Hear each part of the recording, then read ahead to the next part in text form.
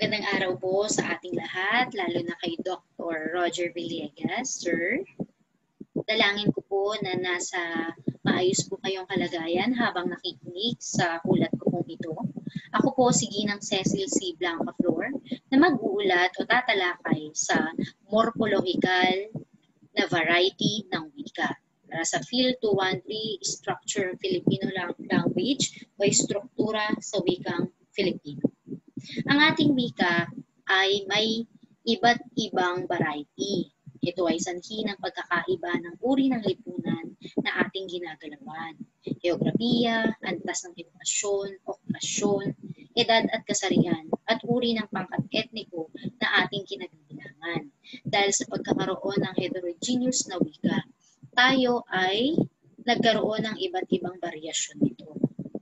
Bago po talakayin ang morpholohikal na variety ng wika, hayaan niyo po sana akong balikan ang variety ng wika na natalakay ng mga naunang tagapagmulat. Nang sa gayon ay hindi po tayo malito o magkaroon po tayo ng clue o mas madaling pagtukoy kung ito ba ay geographical o phonological. Una po ay ang geographical na variety ng wika. Ikalawa, phonological na variety ng wika. Ang geographical na variety ng wika, ito po yung pagkakaiba sa katawagan at kahulugan ng salita.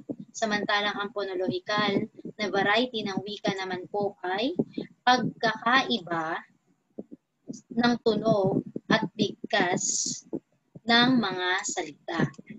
So dito po, sa geographical na variety ng wika, ang halimbawa po dito ay salitang ibon, isang hayop o bird sa Filipino. Samantalang, sa ibang salita po ay malalaman po natin na may iba po pala itong katawagan.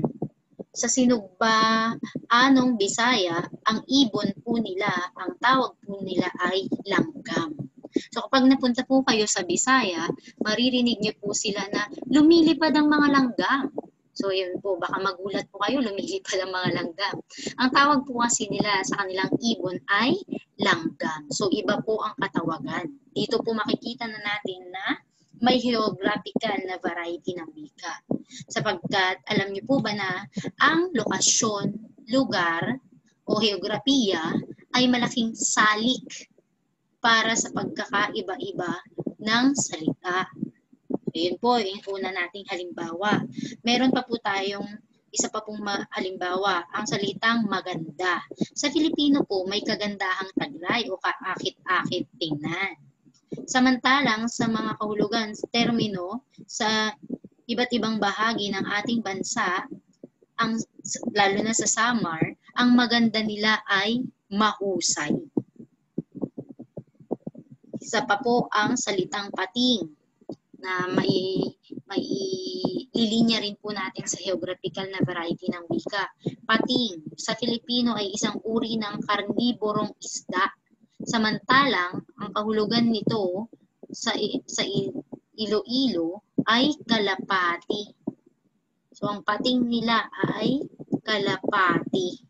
So yun po, makikita po natin sa geographical na variety ng wika na may pagkakaiba sa katawagan at kahulugan ng salita. Sa phonological na variety naman po ng wika, ang pagkakaiba ng tunog at bigkas ng mga salita ang binibigyang pansin po dito. So makikita po natin o mahalaga po dito yung tinatawag nating dialectal accent. So, sa paglikha ng kani-kaniyang wika, hindi may iwasang malikha rin ang pagkakaibang tunog at bigkas ng mga salita.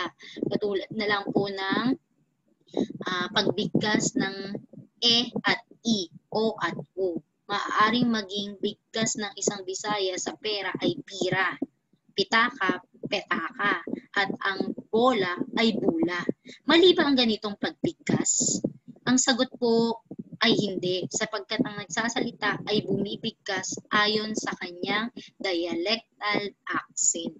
So, dito po yung tunog at bigkas ng mga salita. Pagkakaiba ng tunog at bigkas po ng mga salita. Ngayon naman po, dumako na tayo sa akin pong tatalakayin. Binalikan ko lang po yung geographical at phonological. Nang sa gayon, matukoy po natin yung pagkakaiba ng tatlong variety ng wika.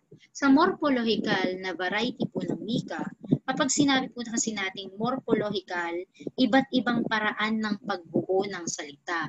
Kung kanina po sa geographical, kahulugan at katawagan po ang nagkakaiba dito at ang phonological ay tunog at bigkas, sa morphological na variety naman po ng wika, paraan po ng pagbuo ng salita.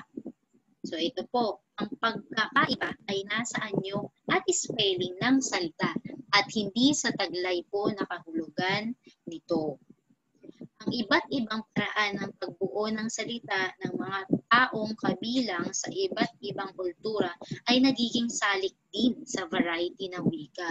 So ang bibigyan po natin ng pansin sa morphological na variety ng wika ay nagkakaiba-iba po sila sa pagbuo ng salita. O dito po papasok yung morphema. Kaya po morphological na variety ng wika, yung paraan ng pagbuo ng bawat salita. Basahin po natin ang pahayag. Napatak ang mga dahon, nasuray ang jeepney, nabili ang bata. So, mapapansin po natin, ang paraan ng pagkakabuo ng salita ay iba po sa paraan po natin dito po sa Manila. Napatak ang mga dahon, sa Tagalog, Batangas po ito. Ang salitang napatak sa ilang lalawigang Tagalog ay ginagamit upang tukuyin ang mga bagay na nalalaglag o nahulog mula sa itaas. Halimbawa po, tayo nang mamulot ng mga napatak na mangga. So, pupulutin po natin yon kasi nahulog po mula sa itaas. Samantala, ang salitang napatak ay mas ginagamit sa ibang lugar para sa tubig gaya ng ulan at luha. So, magkaiba po ng gamit. Nasuray ang jeepney. Sa Tagalog, Batangas naman po, ang salitang nasuray ay ginamit para sa isang sasakyan. Ngunit sa ibang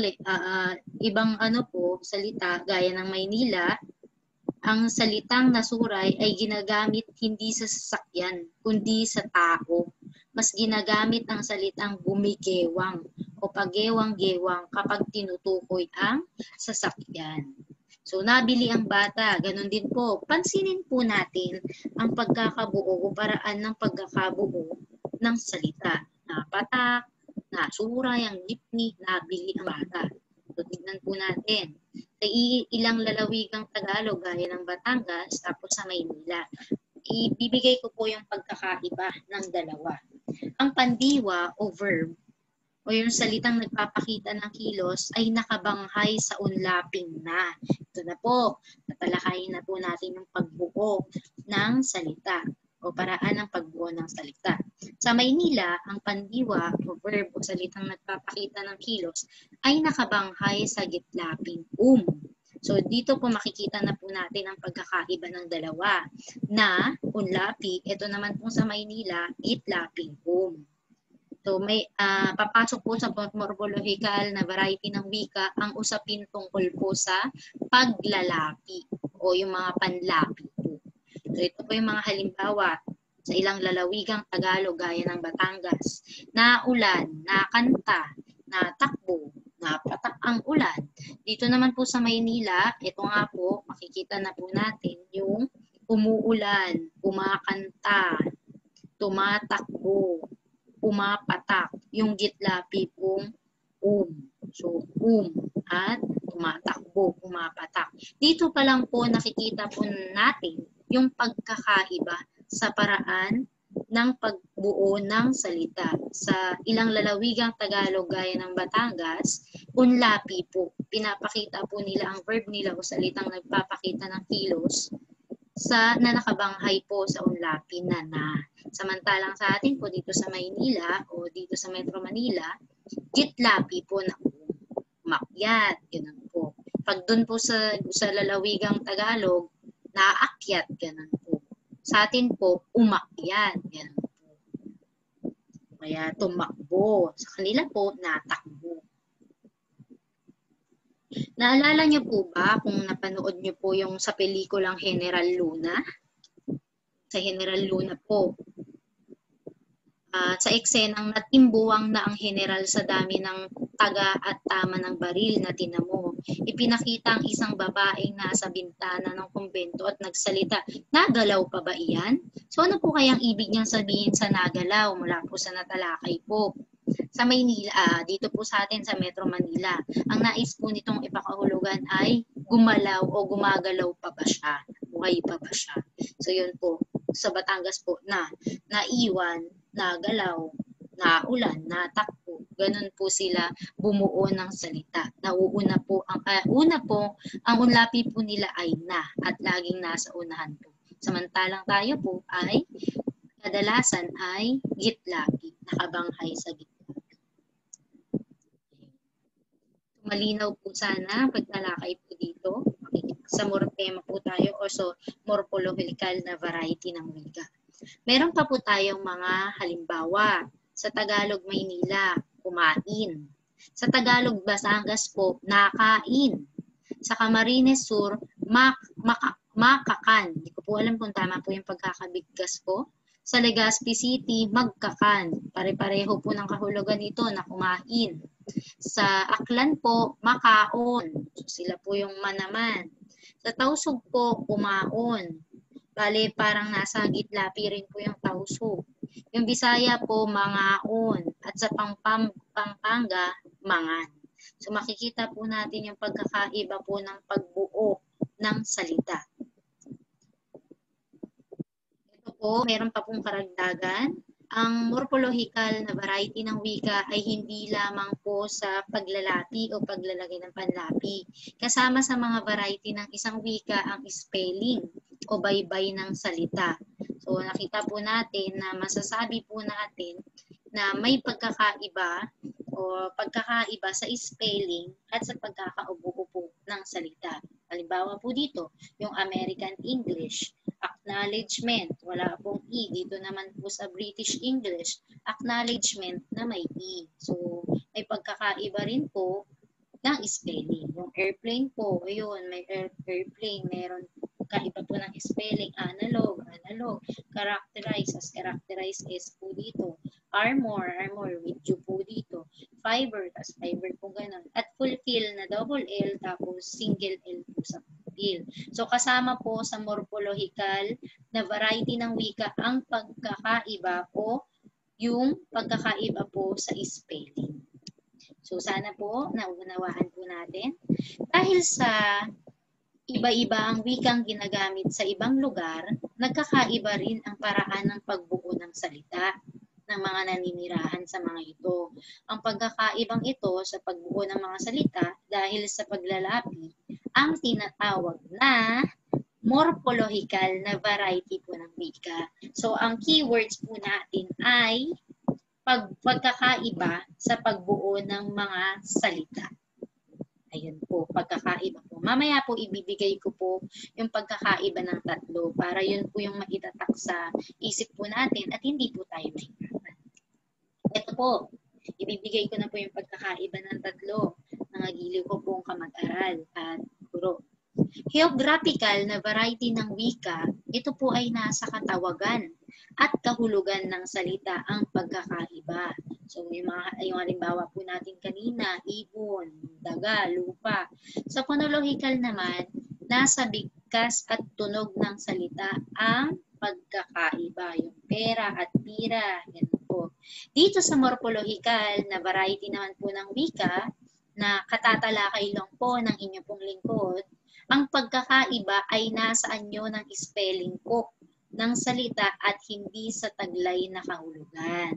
O mas mabilis po natin yung pagbuo ng salita. Yung morphological na variety po ng wika. Nasa anyo ng spelling ng salita at hindi sa taglay na kahulugan. Sa pagbuo po ng salita. Okay po.